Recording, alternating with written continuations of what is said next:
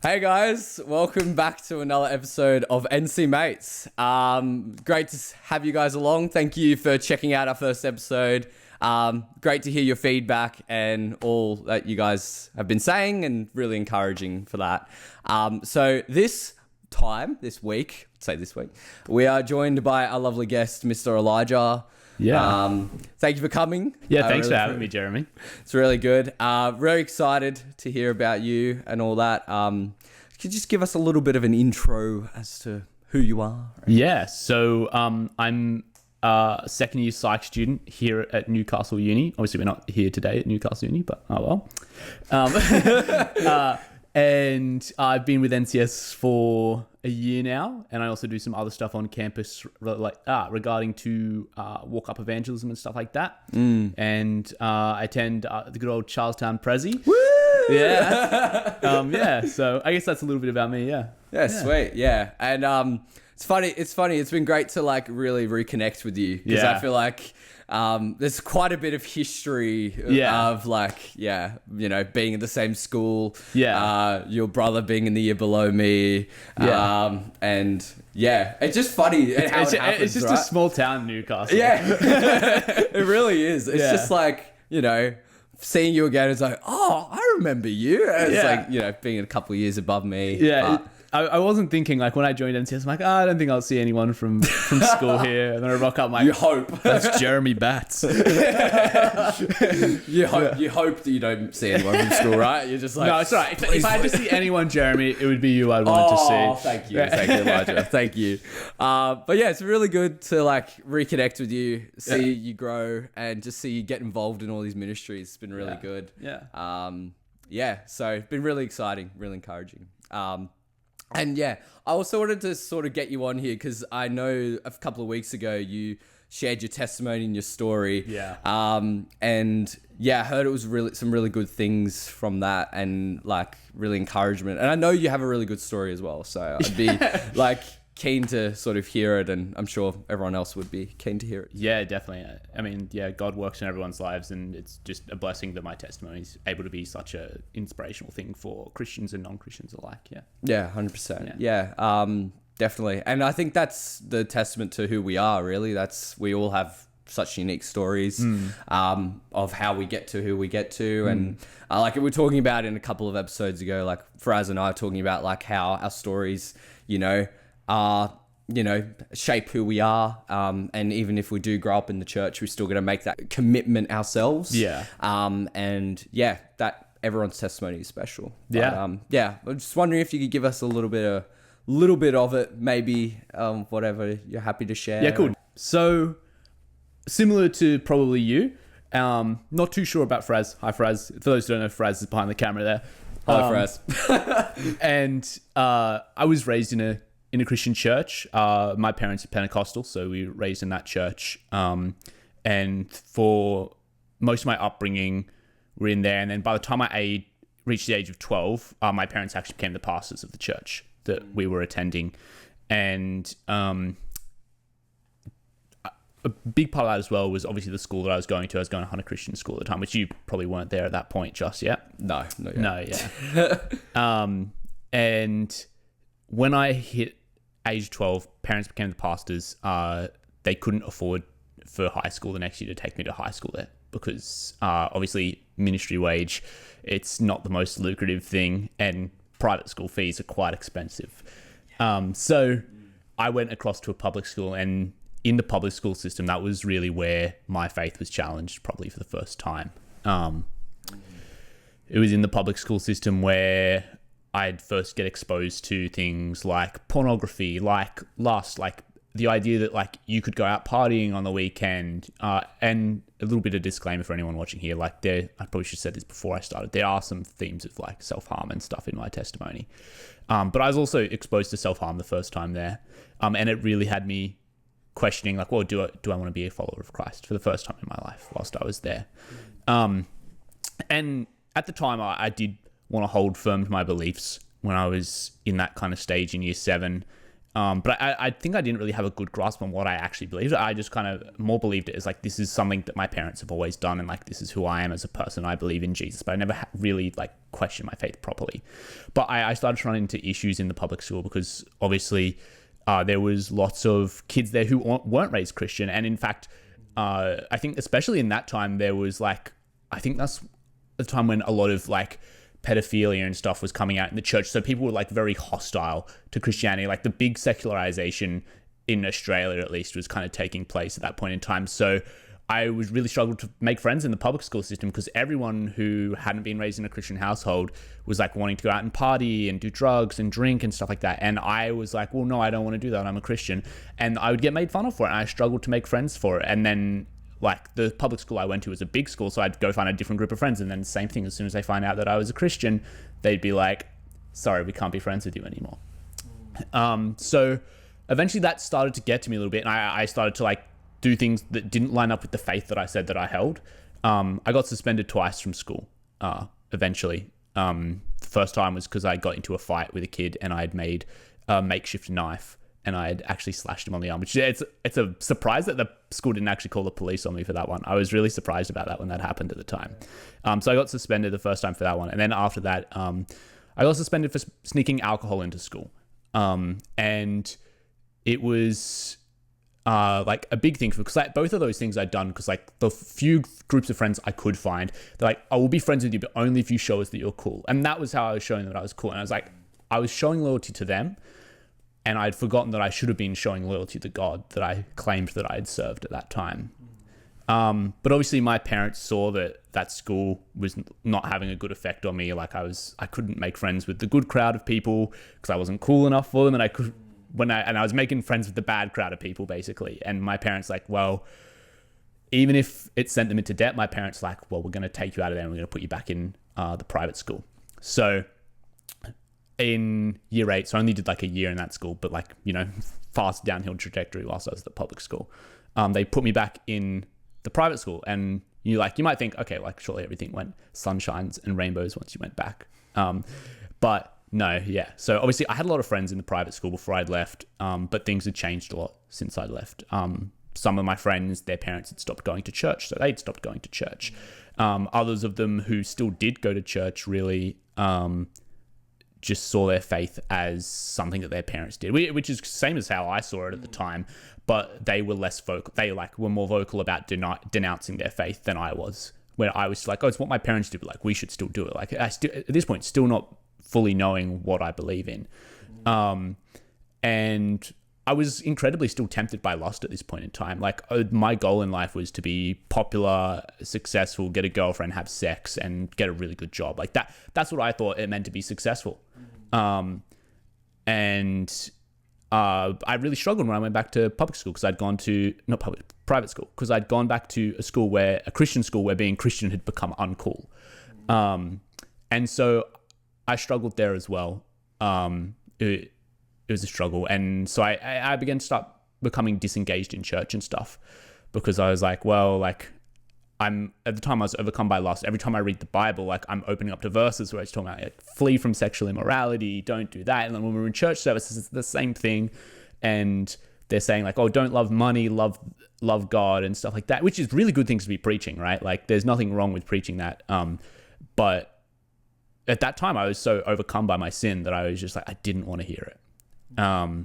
And so I stopped getting engaged. And then eventually my parents realized that, and they came to me and said, hey, like maybe it's time for you to go to a different church, because obviously we want you to be engaged in church, and we can understand that listening to your parents preach every Sunday might feel like you're just getting a lecture like you get when you're at home when you forgot to do the dishes or something like that. So I took their advice and I went to a different church. I went to like one of the big churches in our region. I'm not going to name it because the next part of the story might throw some shade at them a little bit. And they had a big youth group there, and like for a little bit I was like, oh, okay, this is really cool. But I was still overcome by my sin, and to make things worse, I encountered the first bit of sinfulness in a church, really. I'm sure it was there before in life, but I was just so young that I never realized it. But the youth leaders of that church used to brag really heavily about having sex with their girlfriends out of wedlock. And they were also dating the other youth leaders there. So like, not only were they saying like it's some girlfriend that you don't see, like you're watching them talk about it, and they're like, yeah, it's that youth leader over there I'm having sex with. And I, at that time, obviously like lust was a big thing I was struggling with that time. I was watching pornography and stuff like that. I was like, cool, like that's what I want to do. Like no point in waiting till marriage. Like I will just have sex now, and I'll get a girlfriend, I'll have sex now, and it'll be the best thing ever. But these youth leaders saw that I was a pastor's kid, and they're like, oh shit, he's going to go back and tell his parents. And then their parents are going to go talk to our pastor, and then we're going to get the boot basically from the youth leading anyway, or they're at least going to get reprimanded. And so they would then turn to me and be like, no, you can't do that. You can't have sex outside of marriage. But like all the meantime, they're bragging about it. So it's like a big bit of hypocrisy. Like they're trying to remove the twig from my eye whilst, I guess I still had a big plank in my eye.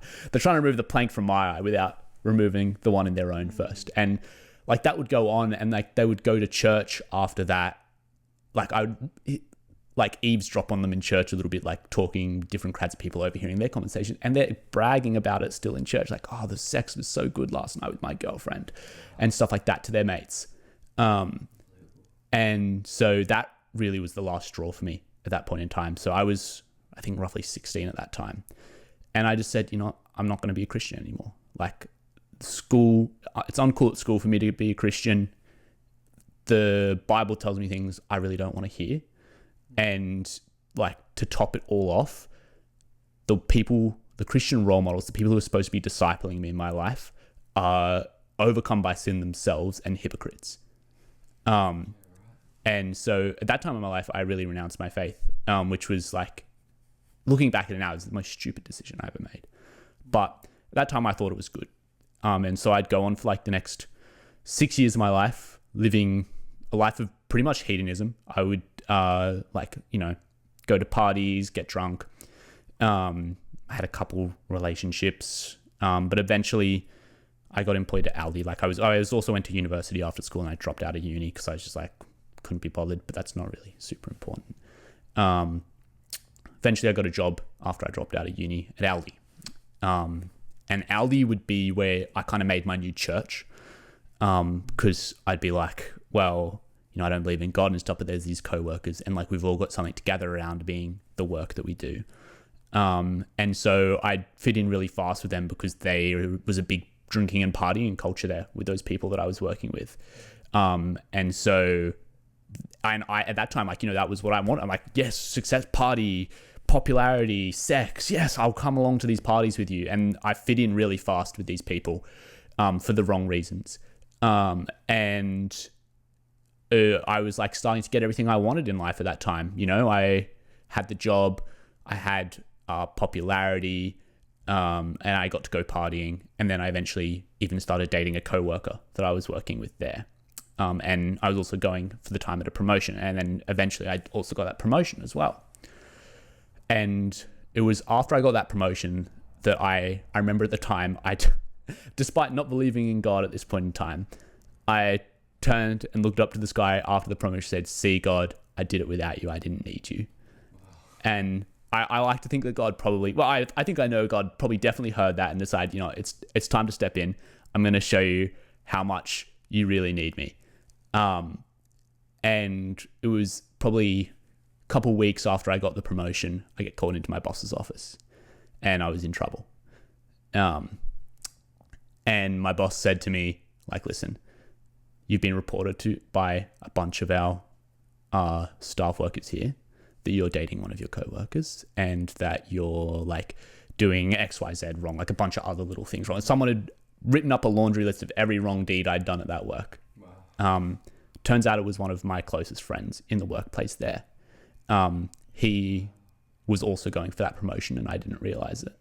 And I got the promotion and he didn't. There's only one spot available.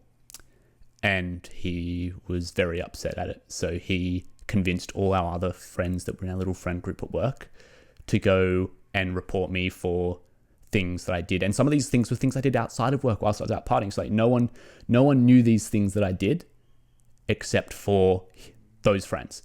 So I knew immediately who'd done it. And they even like sprinkled lies in there as well. Like there were some things they said I did. I'm like, well, I never did that. Luckily for me at that time, my boss saw what was happening. Like my boss was like, yeah, it's unusual that like out of the blue, now they're all coming together and reporting you one after another. So I left that talk with a slap on the wrist for dating a coworker, because that wasn't allowed in the workplace. And it was a tough time for me because I just lost my entire friend group like that. And at that time I was like, wow, at least I've still got my partner, right? Like that's still good. Got my partner, got my promotion, everything's good. And then a month later, me and my partner had gotten back from a holiday, and she didn't see me for an entire week. Like she'd only text me, and like every time I was like, hey, do you want to hang out? She's like, no, I don't want to hang out. And then one night she sends me a message saying like, I'm going out clubbing with my friends. I'll talk with you tomorrow. And then next day comes and we start talking, and she's like, oh, I asked her like, how was clubbing last night? She said, oh, it was so good. I woke up with kiss marks all over me. I was like, what do you mean? And she's like, oh, no, don't worry. It was just my roommate. And I was like, okay, that's really weird. And then immediately she just goes into, but I also met this really funny guy at the bar last night, and he bought me drinks, and I thought he was hilarious. At that point, I knew what was happening. Like I could see it coming from that point. I was like, ah, shoot. I was still in denial though. I'm like, no, I'm overthinking. And then she'd wait till like later on in the day, and she just shoots me a message being like, hey, we need to talk. And then I just immediately respond like, oh, we're breaking up, aren't we? She goes, yeah. It was at that point in time my world like completely crumbled, caved in. I wasn't going out of the house. I was just sitting in my room sobbing. I wasn't eating. I'd eat like little like Jats crackers, and only like a couple of them every day. And like if I ate anything more, I would throw it up, or I just like couldn't stomach it. My parents were like very concerned, and so. And like, I was really questioning my life and what was my purpose on. Like I'd had everything and I just lost it. One day I was on my way home from work, and I started crying really badly in the car. And I was like, coming up to a red light, like it was going yellow, about to go red. And I saw a semi-truck coming the other way. And so I started to veer over the double unbroken lines. And I wanted to die at that point. I wanted to kill myself. And the cars behind me started beeping. And that's why I didn't do it. I think that kind of in the moment, like I was like, oh, shoot, like people are going to see me do it. And I think that scared me a little bit. This is people seeing me kill myself. And so I veered back into the lines. I didn't do it. And then I went around the corner. Obviously, my parents were extremely concerned about me. They didn't know at the time. They now do. My mum's read my testimony from when I gave it last week, and she's like, oh my gosh. But yeah, they were extremely concerned at the time that I wasn't eating. And so they took me to the doctors, and the doctors then took me to a psychologist, and the psychologist then said, listen, he's suffering from an adjustment disorder because it's an extreme grief. It's funny studying psychology now. I learned that it's actually like under the kind of like the sub branch of like post-traumatic disorders, but it's an acute post-traumatic disorder, meaning it only happens on that isolated incident.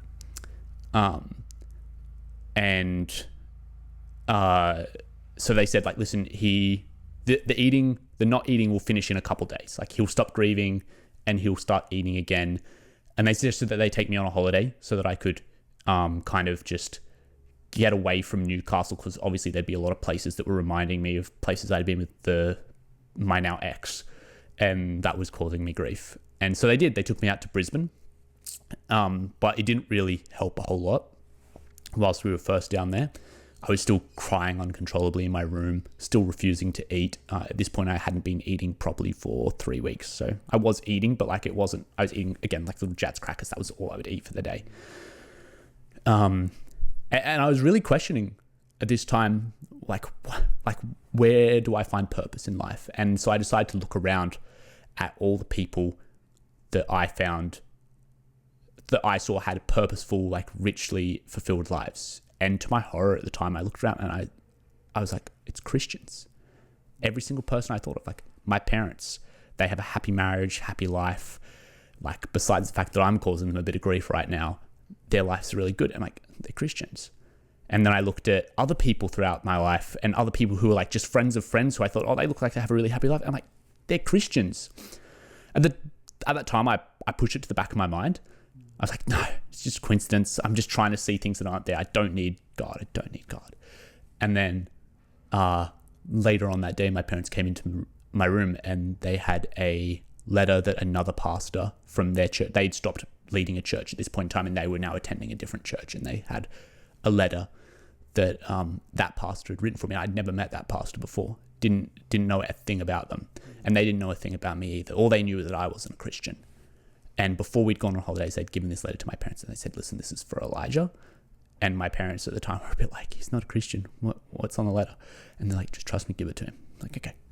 And so they gave me the letter. And on that letter, when I opened it up, it said, and this isn't exactly what it said, I can't remember the exact wording, but it said, hey, Elijah, I know you're not a Christian, and I know you don't worship the God that I worship, but I just writing this letter to you to say that I'm praying for you.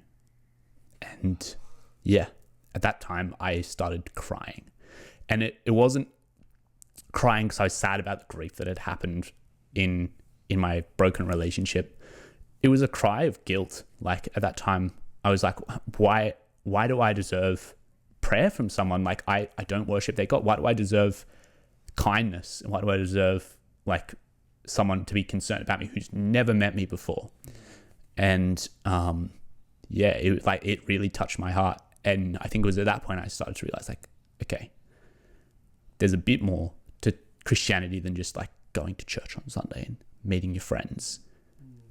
And so the next day, I was like thinking about next day, I prayed to God for the first time in a long time. And I said, God, if you're real and you have any power to do anything on this world, and like, I just want to know, like, are you going to judge these people that have wronged me? And I just want to be able to eat again, because I still wasn't eating. And like, even like, it was so bad at that time because like I wanted to eat food, but I was just so heartbroken and grief stricken that it's like, I just couldn't. I just want to eat again. And so that night I tried to go to sleep and I couldn't. And like, I don't know what your guys' opinions are on about like miracles and experiencing God and hearing God and stuff like that. But, and I'm normally a very like skeptical view about it, but this was like something crazy that I think it had to be God. I was trying to go to sleep and I started hearing a voice in my head saying, read Psalm 36, open your Bible and read Psalm 36. At the time, I'm like, push it back to my mind. I'm like, I'm going crazy. I'm not going to listen to this. I'm going to bed. I'm trying to like make God exist in my head. And I tried to go to sleep and I sat there for an hour and all I could hear in my head, and it was like stopping me from sleeping. All I could hear in my head was like Psalm 36, Psalm 36, Psalm 36, Psalm 36. And so like, screw it. I'm going to open it up. It's going to be some stupid verse and I'm going to know it's in my head, and then I'm going to get to go to sleep. And then, so I'll pull it up for you. I'm not going to read the whole verse, but I am going to read just the ending part. Because at the time, like, obviously I just asked, like, will these people be judged? End of Psalm 36, verses 11 to 12. May the foot of the proud not come against me, nor the hand of the wicked drive me away. See how the evildoers lie fallen, thrown down, not able to rise. See, at that time, I completely misinterpreted what that verse meant, but it is true. Like in that verse, at the end of the verse, it says there's going to be a judgment. Like these evildoers, they will be thrown down and they're not going to be able to rise because God's going to throw them down. And I was blown away and I was like, oh my gosh, like I think God's real. And yeah, like as I said, at the time I thought, my immediate thought was like, yes, these people that wronged me, they're going to get their just desserts. But I realize now that I'm an evildoer as well. And at that time, I was an evildoer as well. And we all need God. And I should hope that they find God as well. And so after I did that, I stopped hearing the voice in my head being like, Psalm 36, Psalm 36, Psalm 36. And I went to sleep. And I woke up the next day. And I had, and I say this every time, the best meal of my life. I woke up, I remember it was paw. I think we had silverside left over from the night before. They'd cooked silverside, and I think there was waffle. My mum had made waffles as well. She like, once she saw I started eating, she made some waffles. And it was like the best meal of my life. And I was just like, oh my gosh, I'd been wrong. Like from the big, like what the hell did I do the first time? I'd been so wrong. And so I think from that day was, I remember I prayed like immediately after eating that food in my head, I prayed. I was just like, God, I'm so sorry. Like I made such a massive mistake. I'm sorry for ever turning away from you. And from that day I've like devoted myself to God. Like, I don't see how you couldn't if that was your experience, you know? Yeah. And I guess that's my testimony. That's how I came to faith. I was in church afterwards. Actually, a big part of that as well was like after I ate that meal, I turned to my mum and I was like, hey mum. She's like, yeah, like it's good to see you eating and stuff like that. I'm like, hey mum, I think I want to go to church with you on Sunday. And like the look on her face, she was like, and I'm like, she's like, don't, like, are you joking? I'm like, no, I want to go to church with you on Sunday. And yeah, just been on fire for God since that day forward. Wow. Yeah. There you go. I feel like this should be like a round of applause, but like I can't. I'm just speechless. You know, like that's incredible. Yeah. Like just how he was, I guess, working through you throughout the whole time, and yeah. Like, you know, I think what you were talking about before about like miracles and stuff, but like I think God speaks to us in different ways, and like definitely. Sounds like that was that moment where I think God knew I would listen. Yeah. And I think it's at our lowest, right? That's when we do hear him. Yeah. And it sounded like that was like everything else had sort of fallen away, and it was just you had nothing left except God knew that, and that's when he stepped in. Yeah. But that's wow. That's just so much to, I guess, unpack there, but like it's just amazing to see the journey that he had you on, I guess. You know, like I mean, it definitely, I think God really used that, like even my sinful moments, I think God used to be like, well, like, see how much you need me. It's a very like prodigal son type of testimony. 100%. Yeah. But I think it's still very much your testimony now, right? You know, like I think there is a few of those correlations, but I think it's still very much a unique story, and I think it's very inspiring for others to hear, especially as well, because you know, no matter how far we do stray away from the Father, he always still runs away and pulls us back, you know. And I think that's a very big encouragement that so many people, I guess, see in us and in testimonies that we all hear. So it's really, really encouraging. And then also I wanted to ask you, I had this question on my mind last night that I was like, I really want to ask you about it. So like talking about your testimony then, like we did uncover John last year. Yeah. So then you stepping into that role of Jesus, like how did that I guess feel for you to like step into that? Yeah. For those of the newer NCS students, what he's talking about, he's talking about we did a John drama last year, and I played the part of Jesus. I think rather well, if I may say that. I think it was definitely at first when Martin asked me to do it, I was a bit skeptical. I'm like, should I really be playing Jesus? And Martin's like, no, it's okay. And I was worried it's going to take a lot of time, but it was definitely like, a big moment of reflection of like, this is what Jesus endured for me, like, and this is what I deserved. And I think looking back at the things I'd done in my life whilst I wasn't a Christian, I really saw like, I feel like I probably did deserve this type of punishment. Like I was very sinful, and like I was doing the things that God deplored and in the Old Testament would have smited entire cities over. And so, it just really helped me connect personally with the sacrifice that Jesus did, especially on the scene that I had to do where I was like screaming on the cross. That was in that moment, like, like I think a lot of time when we think of Jesus on the cross, we go, like that's what he did for us. We're so happy he did that for us, but we don't think about the actual pain he would have endured for that.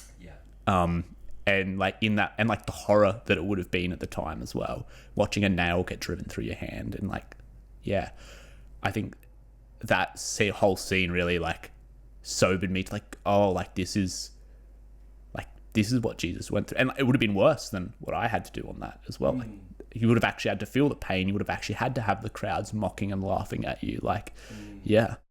Yeah, that scene, I can never forget that scene. Like, just hearing the like echoing scream of the bang of the nail and that. Like, I just remember looking around and seeing everyone go, "Oh my gosh," you know, like all these people go, "What?" Like, really in shock. But there were a couple of kids that cried. Yeah, but like, you know, I think that just shows you, I guess, how important it was for what he did for us. Like exactly what you said, right? He suffered so much for us, and I think it's an important reminder for that. But yeah, it was 100% like it was 100% a reminder of that fact, you know. And I think a lot of youth kids that night, and a lot of people who came who were non-Christians, probably definitely got that impression of the sacrifice. I think it's just such an easy thing for even us as Christians to gloss over. That whole thing. Yeah. 100%. And like, that scene in particular, it was just so good. And then for you to have to do that, like the preparation for that, and you know, you had to put in like, what was it, 8 weeks before or something? I can't remember how long it was. It was at least a couple. I think it was like a month or two. Well, I think for me, I started kind of casually practicing my lines like 2 months before, because I was doing it before WinterCon. I was supposed to be doing it at WinterCon. I didn't do it at WinterCon. That's fair. And then I did it after WinterCon, and I got really badly sick at that time as well. So like, it was stressful. Yeah, the build up to it was stressful. So yeah, but it was just such a good production, and I think it turned out beautifully in the end. And the amount of people we were able to get alongside to it, I think it was like 500, 600 along. I think it was 600 on the second night. That was our biggest night, I believe. It was 600. Yeah, wow. Yeah, and it was 300 on both of the other nights. So it was really big encouragement. So but that's I guess another sort of ministry you were in. I guess, definitely, That was a ministry I was in, I think the big ministries I'm involved in right now are, and I mean, I say involved in right now, like last semester I unfortunately had other things come up in life, so I wasn't able to be too involved, is like evangelism on campus. Like that's so important. Just because of how, like, I feel like people don't realize that mission work doesn't just happen overseas. It needs to happen here as well. And our university campus is a perfect place for it to happen. You're never going to really have a chance in life where you can just walk up to people your age and who you don't ever know and have a casual conversation. Like, university creates an environment where that kind of intellectual discussion can take place. And it doesn't just have to be intellectual. Actually, evangelism most of the time should be a relational discussion with someone, because I think it's like the statistic is like 70% of people, even if the Bible could be scientifically proven to them 100% through and through, they would not believe in God still. So it's just such an important time. Like, the only other place I can think of where you really have that kind of opportunity to engage in people that way is in your workplace, which is also a very important place of evangelism. 100%. It's very encouraging. It's very a lot going on there, but it's really good to hear your stories. But I guess a bit more, maybe get into the more informal stuff part, because that was a lot of heavy stuff, but you know, I think it's good to still discuss that stuff. What's been a highlight of the week and been a low light of the week? Happy or crappy? The boohoo and the woohoo. Yes. I think the up for this week was coming on here and doing my testimony, being able to, and like doing testimony at Charlestown at our young adults event as well. Lots of people came and said that they really resonated with my testimony, which was really great. I don't really know if I've had a boohoo for this week, to be honest with you. I think there was, you know, always like when work gets in the way of your plans a little bit and you got to reschedule. I think that's might be my boohoo for this week. If that's my boohoo, it's not too bad of a week, you know? So yeah. No, that's good. That's good. I mean, that's just with anything really. Like, you know, that's the case. Yeah. What's your favorite book? My favorite book. Am I not allowed to say the Bible? Besides the Bible. Okay. This is going to sound really, really nerdy, but my fiance has recently bought me her favorite book series, which I'm also enjoying as well, which is Throne of Glass. Which is like, it's a fantasy book, like real nerdy stuff. But hey, it's a really good series. So if you're into that stuff, maybe that's a book that you should read. Yeah. Okay. But yeah. I'll give that a look. Yeah. And would you consider yourself an introvert or an extrovert? Oh, that's a really good question. I think I'd say a little bit of both, but if I had to pick one, I'm probably the slightest bit more extrovert than I am an introvert. I'm happy going to social situations and meeting people. Obviously, I'm on here. If I was an introvert, I might not have. I would be a little bit different then. Yeah. Okay. Yeah. What else can I throw at you? What's your favorite movie? Favorite movie? Okay, that's a good one. There's so many good ones, right? Have you watched The Man from U.N.C.L.E.? Oh, I've heard of it. It's like a spy movie. I don't know if it's my all-time favorite. Actually, you know what? I take it back, actually. Princess Bride. Princess Bride is my favorite movie. That's a good one. Yeah, it's a good one. Yeah, that's a classic. Yeah. Okay, so that's your number one? That's my number one, yeah. Okay, I like it. I like it. What's a Bible passage or verse at the moment that's been really encouraging for you? I've been reading through Genesis, and I would have picked a verse from there, but today I quite literally just read the verse where Jacob steals Esau's inheritance, which is a really weird one to pull up. So I think I've had to reread through Psalm 36 a lot actually recently. Because I've been giving my testimony stuff. I just do come back to it every now and then. And I just think it's good. Like every time I reread it, I realize how much I've like progressed in my journey from the first way that I interpreted that Bible verse. And just looking at like the way that like start of the verse outlines the sinfulness of people in that Psalm 36 and like how that they just people pursue an evil course, which I think was like, even for me, and I'm sure all of us in our lives at some point, we've pursued an evil course towards God. And like we've failed to act wisely and stuff like that. But then it talks about like the fact that God will preserve us and that God's love reaches to heavens. Like, and I think at that time, when you look at that in the light of Jesus, you can see like, oh, he's talking about Jesus here. Like he's talking about Jesus coming and bringing salvation for us so that even though we were sinful, we will be preserved through Christ. And then it comes down to that later things like there's also a judgment coming. So I think that verse has been like really good because it's almost like a little snapshot of like, here's the New Testament for you. And at that time, David probably didn't even realize that was going to be Jesus, but maybe he did. We never know. Yeah. Interesting. I love that. Okay, so just to wrap up now, just our last final of point. So as part of this podcast series, we like to give our guests the opportunity to nominate someone they would love to have on here. Someone they would love to have share their story. I don't know if you've had much time to think about it, but we'll hopefully be able to get in contact with them and maybe get them on here. Hopefully, fingers crossed. But have you got anyone you would love to get them on? I'm going to give you two because I feel like the one I kind of really want you to get on here, I don't know if you'll have enough time. Oh, yes. Love to get on here. But obviously, he's a very busy man now, so you might not be able to get him on here. So my second nomination is going to be... Yes. Okay. Yeah. We will definitely try and make that happen. Hopefully they may be watching this. Hopefully. And maybe have an idea. But yes, I will definitely give that a go because I think they will be very interesting to get them on there. Yeah. But I think that wraps it all up. I think don't want to hold you up for too long. No, but I think it's been really good. Thank you guys for having me. Yeah, I've been really encouraged to hear your story, and it's been really good to see you progress over this, I guess, year and a bit of sort of reconnecting. Definitely. And to see where you are now. Yeah. You know, getting married, all that sort of stuff. Yeah, wow, big things. I know, big stuff coming, but it's been really great to chat to you. So thanks for coming on. It's been great coming on, guys. Thank you for having me. No worries. Well, that's going to be wrap it up, NC mates, for another episode. And we'll see you in the next one. God bless and take care. God bless all.